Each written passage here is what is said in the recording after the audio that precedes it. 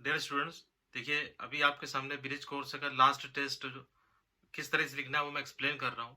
और इस टेस्ट को एक्सप्लेन करने के बाद ये ज़रूरी है कि आप ये समझें कि उसमें जो एक्टिविटीज़ दी हुई है वो जो सेकंड टेस्ट हमारा हुआ था उसके बाद की जितनी एक्टिविटीज़ थी उसी में से वो टेस्ट जो है आपको हल करना है। तो अगर आपने वो एक्टिविटीज़ नहीं देखी है तो उसकी लिंक मैं डिस्क्रिप्शन में दे रहा हूँ। उस टेस्ट को हल करने के लिए पहले आप उस टेस्ट के ताल्लुक से जितने भी पॉइंट्स मैंने एक्सप्लेन किए हैं अलग अलग सेशन से, मैं अलग अलग वीडियोस में, उसकी जो मैं लिंक नीचे डिस्क्रिप्शन में दे रहा हूँ, आप उसको उन वीडियोस को देखकर ये जो एक्टिविटीज़ है इसको आप हल कीजिए। क्योंकि अगर आपने वो नहीं देखी है तो आप इस पेपर को सही तरीके से इस टेस्ट को कंप्लीट नहीं कर सकते हैं। तो पूरी मार्क्स अगर आप लेना चाहते हैं तो आपके लिए बहुत आसान है। नीचे डिस्क्रिप्शन में जो लिंक दी हुई है उसमें जो वीडियोस है वो आप देखिए। उसमें आपको तमाम सवालों के जवाब मिल जाएंगे और आप खुद से जो है आसानी से उन तमाम एक्टिविटीज़ को हल कर सकते हैं। तो मैं आपसे कहना चाहूँगा कि आप ज़रूर उन वीडियोस को देखें। अगर कोई एक्टिविटी आपको नहीं समझ रही, अगर आप एक्टिविटी हल कर पा रहे हैं तमाम टेस्ट की तो ठीक है, वरना आप नीचे डिस्क्रिप्शन में उन वीडियोस को देखकर उस एक्टिविटी को आसानी से हल कर सकते हैं। Today we will discuss about Bridge Course Standard 9 test number 3। देखिए, सबसे पहले ये जो टेस्ट है, this test is of 15 marks, 15 marks के लिए ये टेस्ट आप लोगों को दिया गया है स्टैंडर्ड 9 के लिए, विच इज टेस्ट नंबर 3। अब उसको हम स्टेप बाय स्टेप समझते चलते हैं। Question number 1, rearrange the letters and make a meaningful word for 1 marks. नीचे दो आप लोगों को वर्ड्स दिए हुए हैं जिसमें जो लेटर्स हैं वो प्रॉपर ऑर्डर में नहीं है, उसको आपको पहले सही तरतीब में लिखना है। जैसे मिसाल के तौर पर मैं आपको बताता चलूं कि एक वर्ड है जिसको इम्प्रॉपर तरतीब में यहाँ पर दिया है, वो आप देखिए, वो है ALENR, है ना। अब ये वर्ड है, तो अब इसको अगर हम प्रॉपर तरतीब में लिखेंगे तो वो वर्ड बन जाएगा लर्न। अब जब वर्ड लर्न है उसके मानी होते हैं सीखना। तो इस तरीके से जो दिया हुआ वर्ड है आपको उसको सही तरतीब में पहले लिखना है ना। जैसे मैंने आपको बताया कि ALENR दिया हुआ अगर है तो उससे बनता है लर्न। टू लर्न मीन्स सीखना। तो पहले तो आपको क्या करना है कि इन दोनों वर्ड्स को जो उसमें लेटर से आगे पीछे दिए हुए हैं उसको सही तरतीब में लिखकर प्रॉपर लफ्ज बनाना है। फिर कोई एक सेंटेंस बनाना है आपको, एक मीनिंगफुल सेंटेंस। जैसे हमने देखा वर्ड आया लर्न, तो हम यहाँ पर लिख सकते हैं कि आई लर्न इंग्लिश, ये एक सेंटेंस होगा। इस तरीके से आप यहाँ पर इन दोनों में से किसी एक वर्ड का यूज करते हुए एक सेंटेंस आपको बनाना है। Then question number 2 is write related words for sky for 1 marks. इसमें जो वर्ड दिया हुआ स्काई, स्काई मीन्स आसमान, तो उससे रिलेटेड वर्ड आपको लिखना है। जैसे ये एक्टिविटी मैंने इससे पहले आपको बताई थी। जैसे अगर कोई कोई वर्ड यहाँ पर दिया, फॉर एग्जांपल दिया हुआ स्कूल, तो स्कूल से रिलेटेड वर्ड हम लिखेंगे। तो हम लिखेंगे class, student, teacher, black board, इस तरीके से। तो यहाँ पर आपको स्काई से रिलेटेड वर्ड लिखना है, यानी आसमान से रिलेटेड वर्ड जिसका ताल्लुक स्काई से है। ये रहेगा question number 2 for 1 marks. Then अब देखते हैं हम नेक्स्ट क्वेश्चन जो है, write down the word chain of an adjective clever for 1 marks. तो जो एडजेक्टिव है क्लेवर, इसके एडजेक्टिव्स के आगे बढ़ाते हुए आपको एक वर्ड चैन लिखना है। कम से कम आपको 4 वर्ड लिखने हैं, है ना। जैसे मिसाल के तौर पर आपको एक एग्जांपल में बताऊं कि यहाँ पर दिया हुआ है क्लेवर, तो आखिरी यहाँ पर लेटर क्या आया है, आर आया है। तो आर से आपको कोई ऐसा वर्ड लिखना है यहाँ पर कि जो एडजेक्टिव हो। इस तरीके से आगे और 3 वर्ड, 4 वर्ड जो आपको इसी को कंटिन्यू करते हुए लिखते जाना है ना, जो कि एडजेक्टिव रहने चाहिए। इस तरीके से आप वर्ड चेंज जो है कंप्लीट कीजिए 4 वर्ड लिखकर, which will be for 1 marks. Then next question number 4 is rearrange the words to make a meaningful sentence. तो अब यहाँ पर जैसे इससे पहले वर्ड एक दो दिए हुए थे जिसमें लेटर जो आगे पीछे दिए हुए थे, तो यहाँ पर सेंटेंसेस दिए हुए दो। जैसे कम टुमारो विल आई, तो इसमें वर्ड जो है आगे पीछे है, आपको सही तरतीब में लिखकर इस जुमले को कंप्लीट करना है, सही तरतीब में वर्ड लिखना है और उसको सेंटेंस में तब्दील करने से दिया हुआ your write brother a letter to, तो यहाँ पर भी अल्फाज आगे पीछे है, उन अल्फाज को आपको सही तरतीब में लगाकर सेंटेंस से कंप्लीट करना है। Then question number 5, frame 5 questions for the interview of your teacher who is recently retired, this will be for 2 marks. इसमें आपको आपके स्कूल के कोई टीचर है जो अभी हाल ही में रिटायर हुए हैं, तो उनका इंटरव्यू लेना है, उसके लिए आपको क्वेश्चन सिर्फ फ्रेम, याद रखिए सिर्फ क्वेश्चन आपको बनाने हैं, उसका जवाब नहीं रहेगा। एक इंटरव्यू लेना है आपको, उसके लिए आपको सिर्फ क्वेश्चन फ्रेम करने हैं एक ऐसे टीचर के लिए जो कि जल्द ही अभी रिटायर हुए हैं।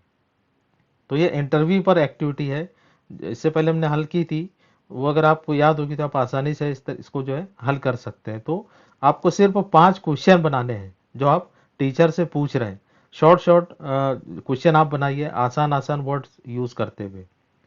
क्वेश्चन नंबर 6 है, one of your school mate has got the best sports person of the year award, आपके एक स्कूल मेट ने, एक स्कूल के आपके साथी ने the best sports person of the year award जीता है। फ्रेम 5 इंटरव्यू क्वेश्चंस, उससे 5 क्वेश्चन आपको बनाना है इंटरव्यू लेते हुए, that you'd ask when you interview him her at the school assembly, है ना। तो आपको 5 क्वेश्चन बनाने हैं और वो क्वेश्चन कैसे रहेंगे कि वो क्वेश्चन आप आपके क्लासमेट से पूछ रहे हैं जिसने के बेस्ट स्पोर्ट्स पर्सन का, एक अच्छे खिलाड़ी का इनाम हासिल किया है, अवार्ड हासिल किया है, तो उससे आपको 5 सवालात बनाने हैं। तो इस तरीके से इंटरव्यू पर यहाँ पर 2 क्वेश्चन है। क्वेश्चन नंबर 5 जो है वो टीचर से इंटरव्यू करना है और क्वेश्चन नंबर 6 जो है आपके क्लासमेट से इंटरव्यू करना है जिसने बेस्ट स्पोर्ट्स पर्सन का अवार्ड जीता है, और दोनों में सिर्फ आपको सवालात बनाने हैं, सिर्फ क्वेश्चन बनाने हैं, उसका आंसर आपको नहीं लिखना है। Then next question is choose the correct option, सही ऑप्शन चुनना है। The antonym of include is, जो वर्ड इंक्लूड है उसका एंटोनिम क्या है, यानी उसकी जिद क्या है, अपोजिट क्या है। तो यहाँ पर 4 ऑप्शन दिए हुए हैं, इंक्लूड का आपको अपोजिट लिखना है। 4 ऑप्शन है, पार्शियल, एक्सक्लूड, कंबाइन, मूवल। तो इसमें से कोई एक सही है वो आपको लिखना है। नंबर 8 है, fill in the blank 1 marks के लिए, an apple a day keep the dash dash away.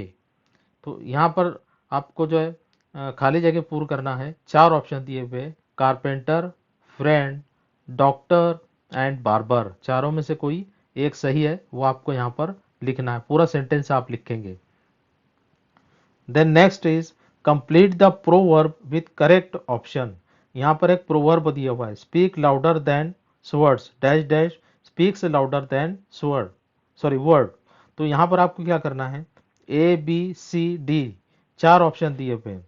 तो ये जो प्रोवर्ब है स्पीक्स लाउडर देन वर्ड्स, तो यहाँ पर आपको लिखना है चारों में से जो दिए हुए हैं, थॉट, एक्शन, माइक, फादर, चारों में से कोई एक सही है वो लिखकर आपको प्रोवर्ब कंप्लीट करना है।